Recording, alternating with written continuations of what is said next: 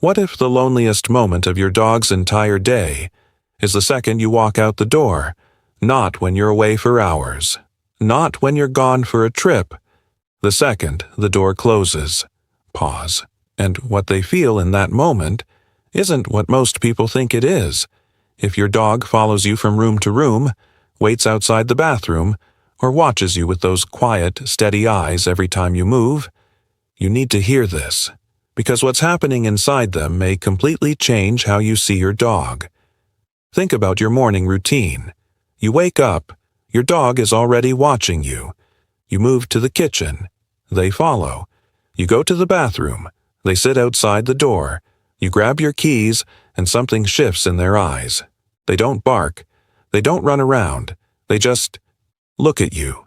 That look. Most people laugh it off. My dog is so dramatic. But that look isn't drama. That look is something ancient. Something deep. Something that took thousands of years to build between your species and theirs. And once you understand what's really behind it, you'll never see it the same way again.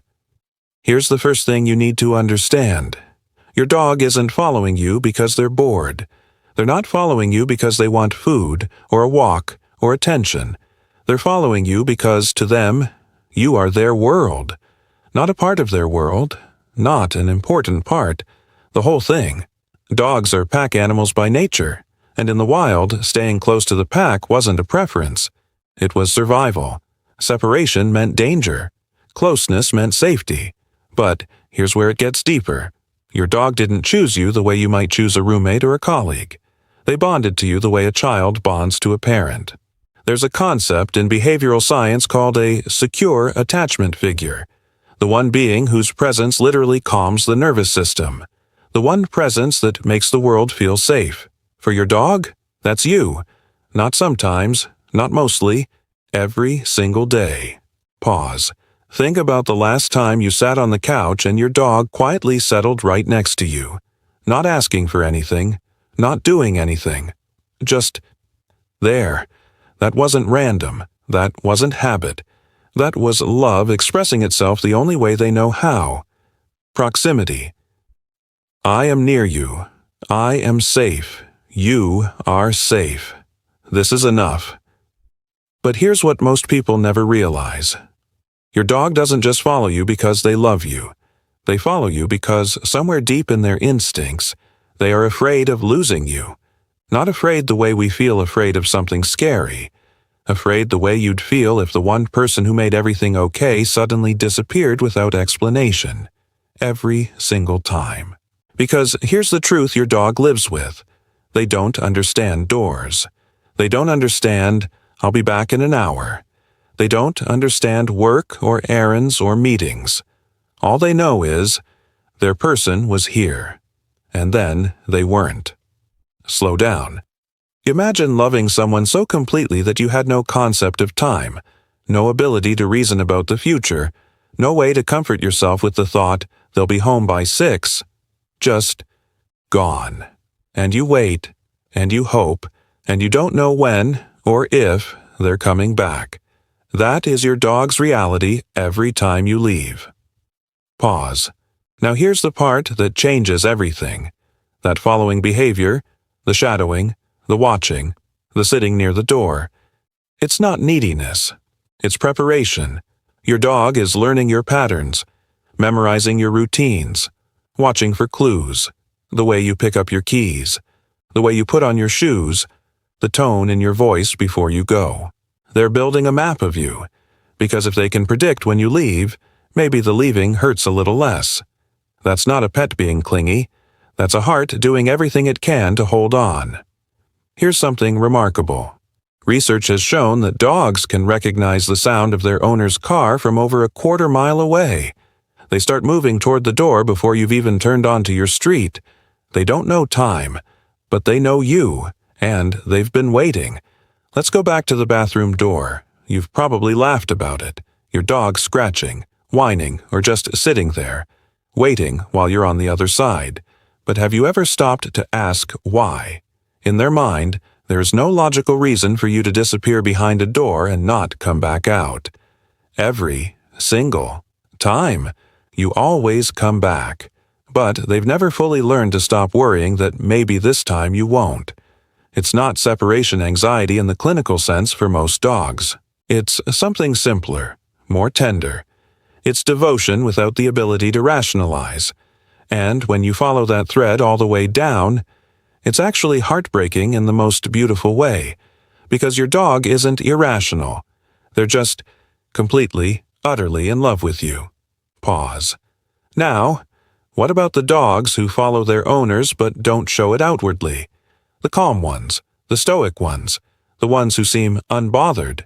Don't be fooled. Studies measuring cortisol, the stress hormone, in dogs left alone showed elevated levels even in dogs who appear outwardly calm. The ones who look unbothered, they're just better at hiding it.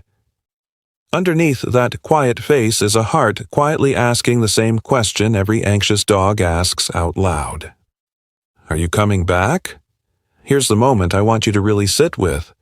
The next time you're about to leave the house, stop for a second.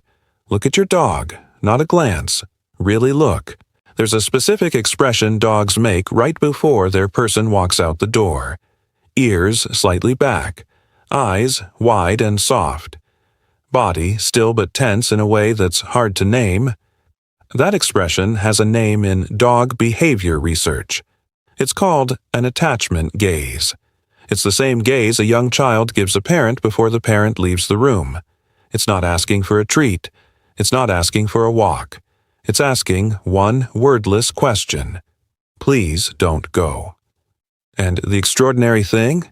Dogs evolved that gaze specifically to communicate with humans. Wild wolves don't make that face, but domestic dogs do. Because over thousands of years of living alongside us, they developed the muscle above their eye. A muscle wolves don't even have. Specifically to make that expression. To reach us. To make us feel what they feel. They change their anatomy to speak to us. If that isn't one of the most profound things you've ever heard about the relationship between humans and dogs, I don't know what is. Slow the narration here.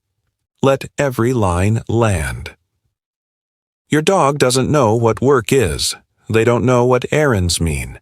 They don't understand traffic or schedules, or why humans spend so much time in places that aren't home. All they know is this.